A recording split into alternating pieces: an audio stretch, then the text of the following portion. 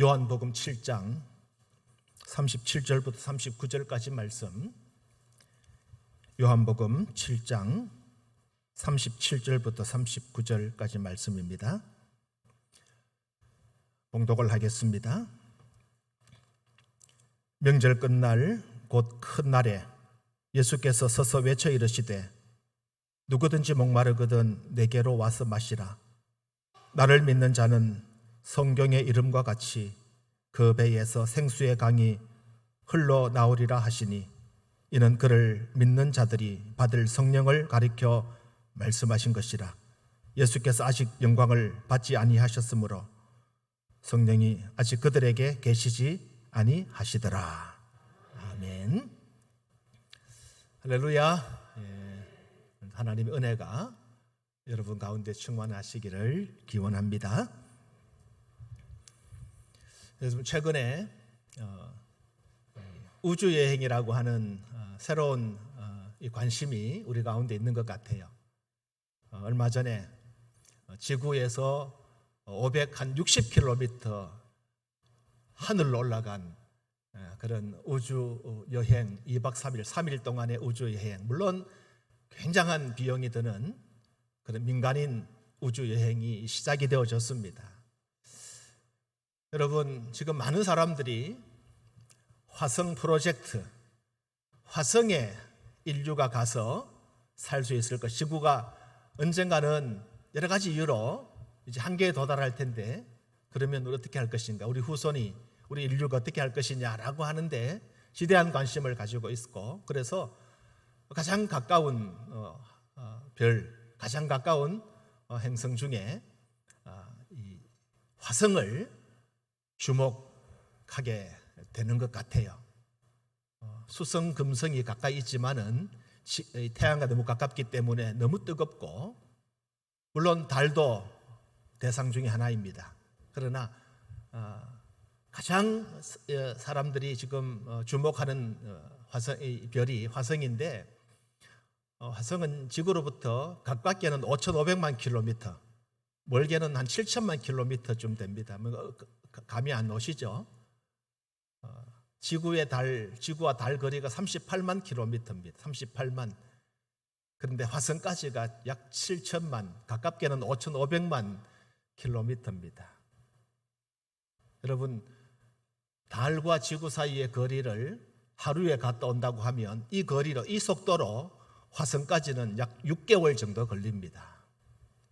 근데 일론 머스크라고 하는 이 스페이스X라고 한 우주 개발을 하는 사람은 2023년도에 약 100명을 태우고 화성까지 가겠다, 야심찬 계획을 세웠습니다. 지금 화성에는 지구에서 보낸 수많은 탐사선이 있습니다.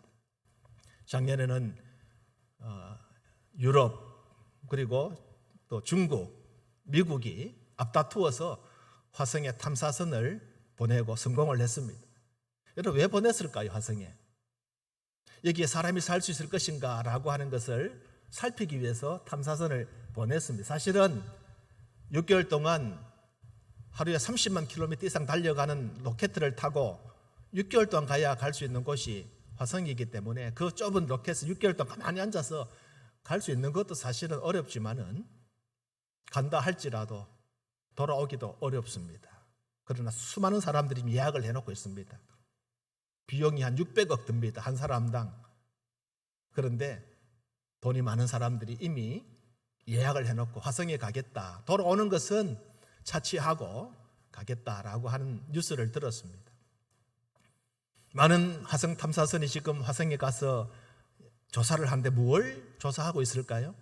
물입니다, 물. 왜냐하면 가장 사람이 살아가는데 필요한 것이 물이기 때문입니다. 다른 것 다 갖추어줘도 물이 없으면 살 수가 없어요. 물론 산소나 수소를 가지고 가서 거기서 결합을 하면, 수소 하나에 산소 2개를 더하면 물이 되거든요. H2O, 물이 되거든요. 근데 그만한 공기를 가져갈 수도 없어요. 그래서 현지에서 물이 있어야 된다는 겁니다. 그래서 탐사선이 지금 물이 있는가를 조사하고 있는 것이죠. 물은 생명입니다. 오늘 사람이 살아가는 데 있어서 물이라고 하는 것은 가장 소중한 요소 가운데 하나죠. 우리나라를 예로부터 금수강산이라고 해요. 금수강산. 이 금자는 비단 금자입니다. 수는 수를 놓는다는 거예요. 우리나라가 워낙 아름답고 또 아기자기해가지고 예로부터 금수강산, 금으로 이 비단으로 수를 놓은 듯한 아름다운 산하라고 하는 뜻이에요. 여기에는 물도 좋다라는 것이 의미가 포함되어져 있습니다. 제 어릴 때만 해도 어디를 가든지 시골에 가든지 어디를 가면 그냥 시냇물을 마셨습니다. 지금은 마실 수가 없죠. 마실 수 없어요. 물을 사 먹습니다. 제가 물을 하나 가지고 나왔는데 생수를 사서 먹습니다. 물론 이 물은 아주 산 물입니다만은 비싼 물은 말이죠.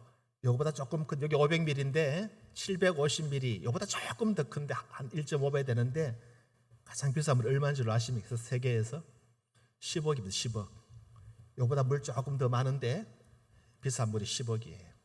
물론 물값만 아닙니다. 이 병에 다이아몬드도 붙이고 금도 붙이고 또 여러 가지 붙여놨기 때문에 그 병값 포함해서 한 10억쯤 한다고 그래요.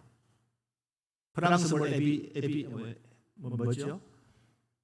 에비앙이죠. 에비앙 같은 물은 전에는 비쌌지만 지금은 여름 병 하나에 한 1,000원에서 한 2,000원 사이 정도 합니다. 그래도 비싸지 않습니까?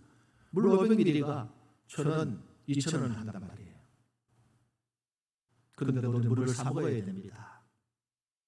물이 없으면 살 수 없기 때문에 물을 사 먹습니다. 그런데 오늘 성경에 보니까 우리에게 공짜로 물을 주시는 분이 계세요.